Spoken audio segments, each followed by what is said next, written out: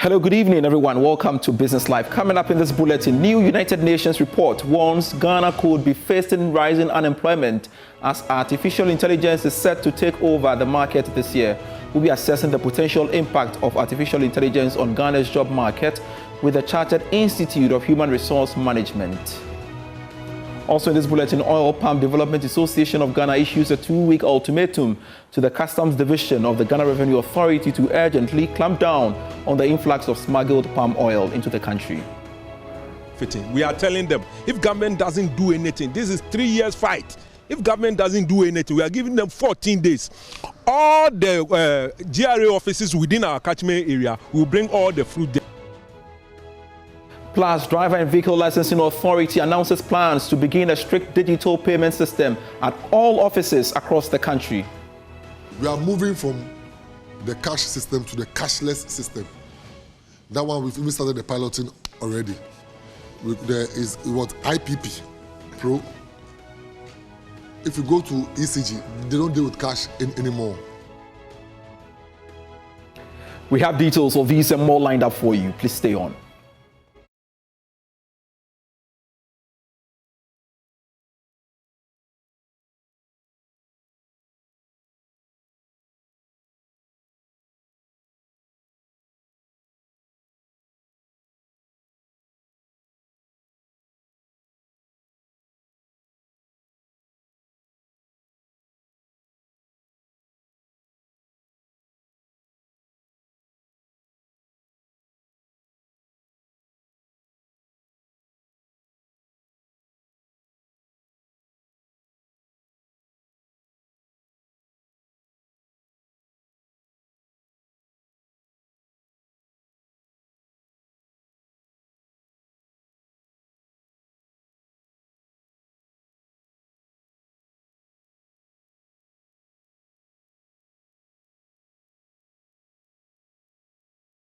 Thanks so much for your company. I am Pius Kojobaka, and looking at our stories. The United Nations World Economic Situation and Prospects 2026 report has revealed that Ghana will face mounting labor market pressure in 2026. Weston Taki has the rest of the story. Ghana's labor market is under growing pressure in 2026 as job creation continues to lag behind a rapidly expanding workforce and new technologies begin to reshape employment. The World Economic Situation and Prospects 2026 report warns that across Africa, youth unemployment remains high and informal work continues to dominate.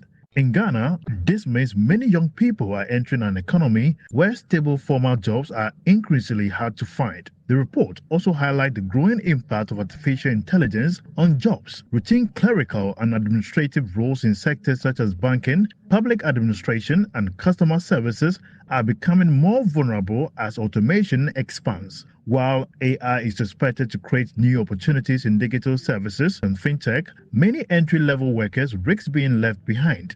For Ghana, the challenge is clear. Without urgent investment in skills development, retraining, and stronger social protection, the benefits of technology may not reach the wider workforce. Let's bring in the views of the Chartered Institute of Human Resource Management, and the former president, Dr. Edward Kwapong, joins us via Zoom for us to have this conversation. Pleasure you can make time to join us here on Business Live, sir. So how do you assess the potential impact of AI on Ghana's job market, and which sectors are most vulnerable to automation, you would say? Well, naturally, menial jobs, clerical jobs, administrative jobs that are repetitive will be affected. And so, yeah, we should focus more on the jobs at the lower end of the labor, available labor, those who are engaged in less or more repetitive activities that require or that don't require too much application of, analysis and things like that. So, for instance, yeah, okay. Finish up for me. Clerical jobs are quite repetitive. Yeah, clerical jobs are quite repetitive and therefore can easily be done or taken over by AI. The more senior positions may not be affected initially, but with time and with improvement in AI application, we may even get there as well. And so for starters, yes, let us think more of the workers at the lower end of the structure. With that said, what skills do you think Ghanaian workers need to develop to remain relevant in an AI-driven economy? Well, obviously, digital skills are very important. Converting data, raw data into processed data for decision making, yes. We should start training people to learn the import of AI. AI essentially mimics the human brain in operating and giving solutions. And therefore, you should try to encourage people to move into the digital space, understand analytics, and help reduce or perhaps make production more efficient and precise. All right? Yeah. Dr. Kwapong, for you, how can HR professionals like yourself and other organizations work together to mitigate the negative effects of AI on employment, such as job displacement and skills, etc.? Yes. We should first and foremost seek to know the areas that AI can easily be deployed. And once we have identified those areas, then we prepare the minds of those holding positions now to know the possible impact of AI on their jobs. All right. Now let us also create the awareness that AI is not here to take over jobs. If you are able to learn and upskill and upgrade yourself to understand and operate within the AI space, then you will still be relevant. You will only be irrelevant where you don't acquire new skills to kind of move in tandem with AI deployment.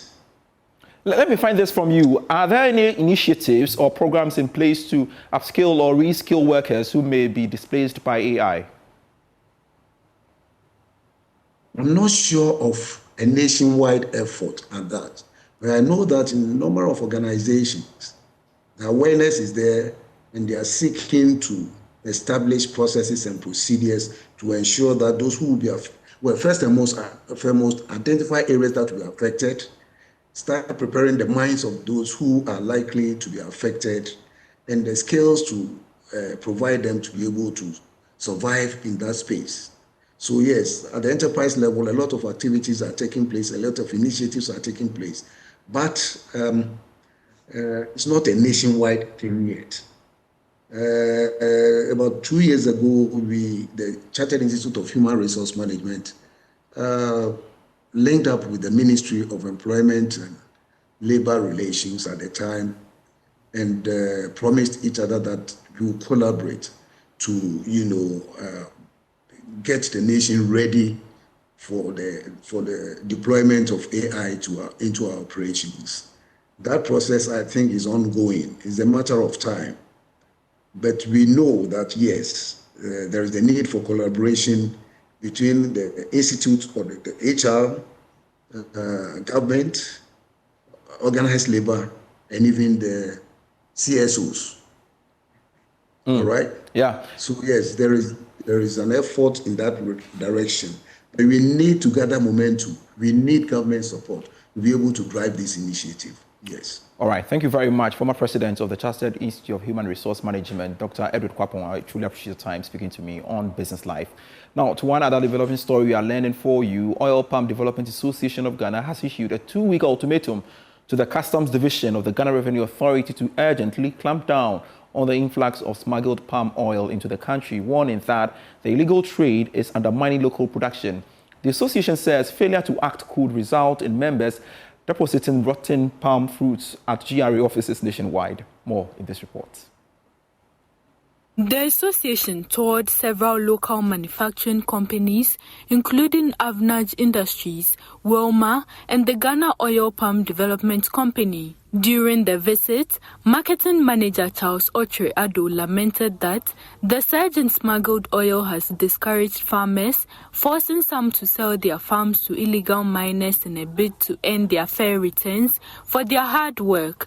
A representative of Avnaj Industries, Manjari Kapoor, also echoed these concerns. This smuggling market is affecting us for years. Still, our promoters have never thought down to shut down the premises.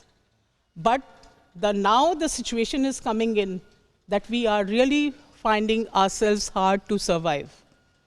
And if we do not do the production, it's a human being that the workers get worried. Workers get worried to the extent whether their employment will be safe or it will not be safe. President of the Oil Palm Development Association of Ghana, Paul Amenin, called on government to urgently intervene in the smuggling situation. And today, when you go to Kede, they are even fighting GOPDs because they are not buying their fruit. The situation is becoming a national security threat. If government don't know, if this one continue, almost 1 million people will lose their job. That's what we need to think about as a nation. Those who are benefiting, we are telling them, if government doesn't do anything, this is 3 years fight. If government doesn't do anything, we are giving them 14 days. All the GRA offices within our catchment area will bring all the fruit there. Stay there until they solve this problem, because we won't allow this to continue again. We are not going to fund government to do this again because they are taking taxes, they are taking fees from us. The association says failure to act could result in members depositing rotten palm fruits at GRA offices nationwide. Anthony Morrison is the Chief Executive of the Chamber of Agribusiness Ghana. He joins us via phone for us to have a conversation on the back of this developing story. Anthony, thank you so much for your time. Now, what's the current impact of smuggled palm oil on Ghana's local palm oil industry, and how has it affected production and employment from what you've gathered? Well, thank you, Payot, and a very good afternoon to you, Cherish. Yes, the oil palm sector is a very big sector, and our agribusiness value chain. If you quite get this engagement, I think somewhere earlier last year we had a similar discussion. The industry is worth over $800 billion plus. Palm oil derivatives are used in quite a very vast area of our industry, from pharmaceuticals to alcoholic sector to cosmetics, then also to our beverage. So a lot, aviation oil and several others. So it's a very huge sector. Now, unfortunately, those importing or those undertaking this smuggling are just about less than 5%. And these people are not people who have actually have a structured business in Ghana where they are paying taxes. And in fact, let me say that the activities of GRA, customs officials are collapsing government revenue. How? Because, for instance, if you look at the amount of smuggled oil that comes into the country, if you look at what we produce and what comes in, and what revenue, the amount of revenue that goes to government, you will cry for this country. And let me also add to this that this is not only happening in the palm oil sector, it is also happening in the rice sector, it is happening in other commodities as well. For instance, the law is clear that rice should come through the teapot.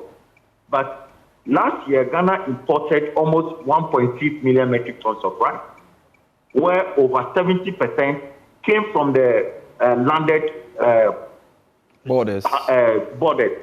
Okay? So, and we need to be clear. Customs officials, DRA, for instance, we know that sometimes when the right people are doing the right thing, some customs official goes to them and tell them that, look, what you are doing, you don't have to do it and be paying 100% taxes. And they have to go and threaten them. So next time, they have to give some money to customs officials, give some money to GRA people. The Minister for Finance, the Bank of Ghana, the presidency, they have to stamp the authority, get additional lay structure to evaluate the work of customs officials in critical imports, okay?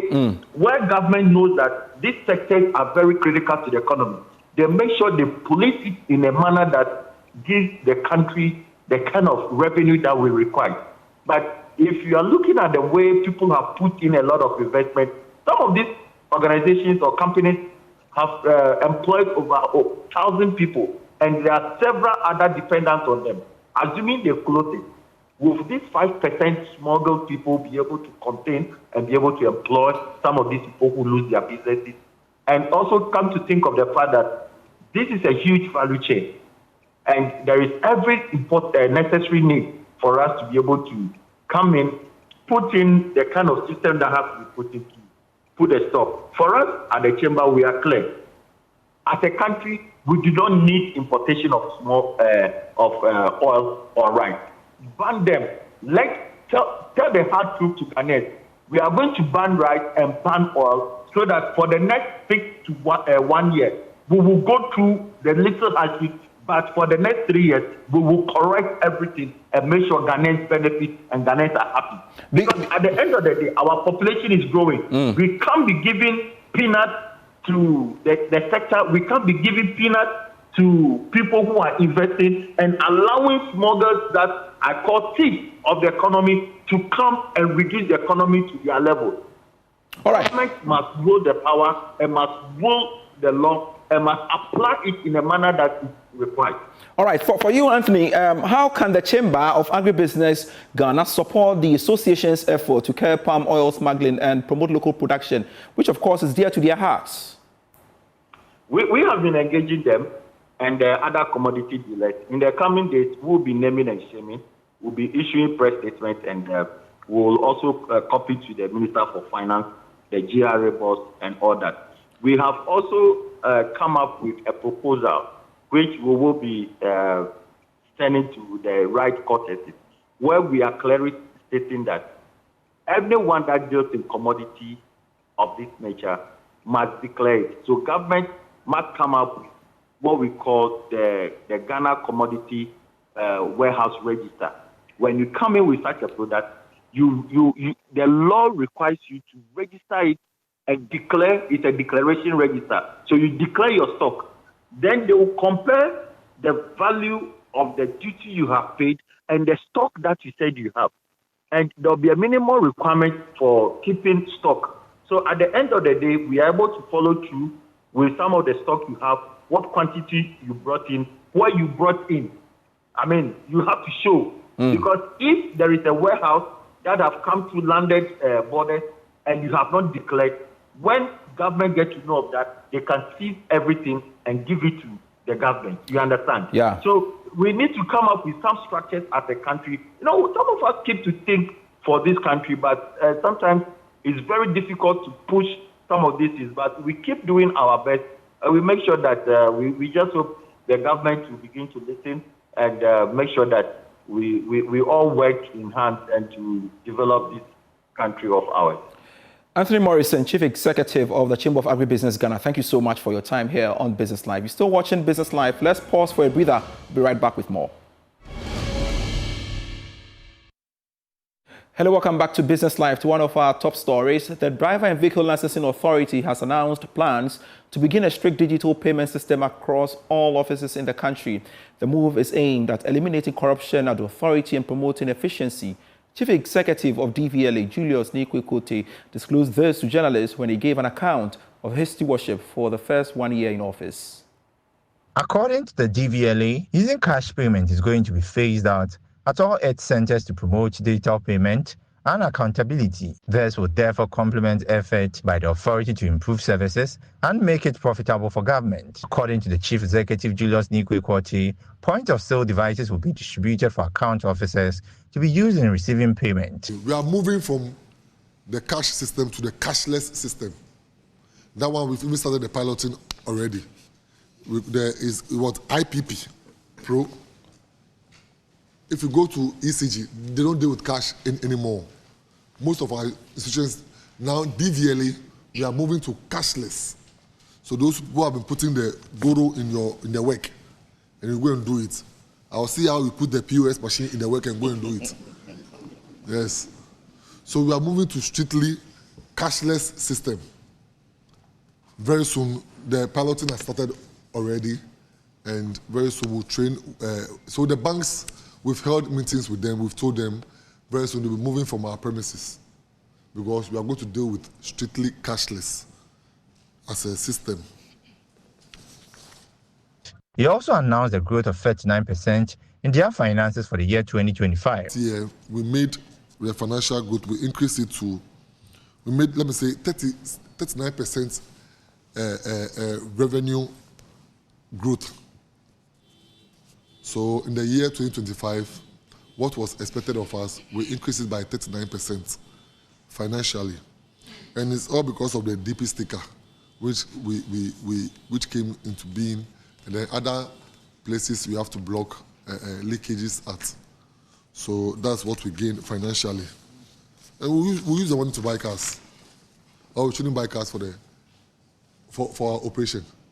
So far, the authority is in the process of activating the 24-hour economy in all its stations.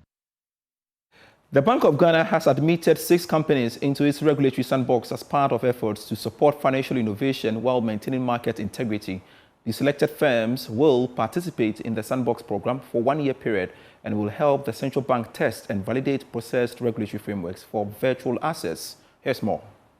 The companies admitted are Transika Limited, One Africa Securities Limited, Mansu Technologies Limited, Payafrine Ghana Limited, Akuna Wallets Limited, and Afrix Paycoin Limited. In a statement, the Bank of Ghana said the Sandbox initiative will focus on activities related to the exchange, custody, administration, and issuance of virtual assets. The program is designed to allow regulators to access emerging financial technologies in a controlled environment before introducing formal regulations. The central bank stressed that participation in the sandbox does not amount to full regulatory approval. It also reserved the right to withdraw approval for any participating entity that fails to meet performance expectations or comply with applicable requirements. The regulatory sandbox forms part of the Bank of Ghana's broader strategy to balance innovation in the financial sector with consumer protection and financial system stability. Now, former president of the Association of Ghana Industries, Mr. Tony Otingyesi, is urging government to take advantage of the current environment to press ahead with its industrialization drive. Speaking at the investiture ceremony of the new president and council members of AGI, Mr. Otingyesi noted that government must engage more with industry players to facilitate this move. This is therefore a unique time to look at industrializing, and to start with, we have to look at a proper and well thought out manufacturing agenda and manufacturing policy.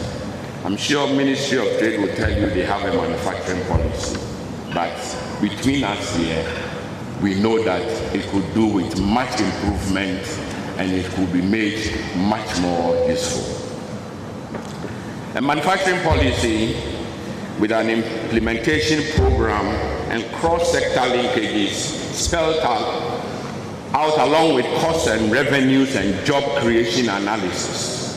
The value chain approach will be my recommendation, the start for such a policy. Recently, fortunately for us, in addition to a robust macroeconomic situation which we have in the country now, a presidential advisory group on the economy was launched, which includes some of the most distinguished and experienced private sector leaders in the country. I'm talking about Mr. Kwame Pienim, Ishmael Yamson, and Togbe Afedi. These are persons who have all been involved in manufacturing and understand the opportunities, the challenges, the barriers, and even more importantly, they understand the factors which drive manufacturing. Thanks so much for watching Business Live for today. I am Pius Kujobaka.